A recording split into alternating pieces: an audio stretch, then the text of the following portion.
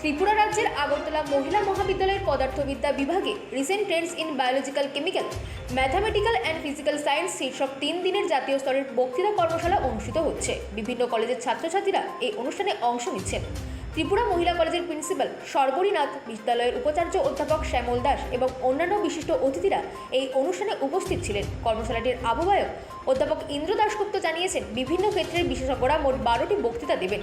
কলকাতার বিএনদেব quantum engineering গবেষণা ও শিক্ষা কেন্দ্রের অধ্যাপক, বিএনদেব ইন্ডিয়ান ইনস্টিটিউট অব টেকনোলজিক্যাল খড়গপুরের অধ্যাপিকা স্বাগতা দাশগুপ্ত, যাদবপুরের বিশ্ববিদ্যালয়ের অধ্যাপক দেবজ্যোতি ঘোষাল, ত্রিপুরা বিদ্যালয়ের অধ্যাপিকা সাওন রায় চৌধুরী এবং Indian association for the cultivation of সায়েন্সের অধ্যাপক মৃণাল কান্তি ঘোষ এই কর্মশালায় বক্তৃতা দেবেন বলে খবর সূত্রে জানা গেছে।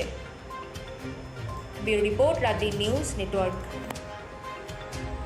তারপর যারা এনআইটি বা টিআইটি, তারপর ইউনিভার্সিটি স্কলার্স সবাই জয়েন করছে। এই লেকচার ওয়ার্কশপটা আমাদের দেশের বেশ এমিনেন্ট সায়েন্টিস্টরা এখানে লেকচার দেবেন, এই 3 জন। এদের মধ্যে আমি বিশেষ করে professor BN Deb, professor Swagata Dasgupta, professor Debjyoti Ghoshal, professor Shaon Roy Chowdhury, professor Mrinal Kanti Ghosh সবাই এই 3 দিনের লেকচার ওয়ার্কশপে নানা বিষয়, সায়েন্সের নানা বিষয়ে the recent trends to biological, chemical, mathematical and physical science এইসবের ওপর ওনারা খুব লেকচার দেবেন, যেগুলো আমাদের ছেলে মেয়েদের জন্য খুবই দরকার। এবং এরা এই লেকচারগুলো থেকে ওরা সামনের ভবিষ্যতে কী করতে পারবে, কোথায় ওরা যাবে, কি রিসার্চ করতে পারবে, কোন বড় ইনস্টিটিউশন ওরা করতে পারবে, সেই সব আইডিয়াই ওরা এই 3 দিনের ওয়ার্কশপ থেকে নিতে পারবে।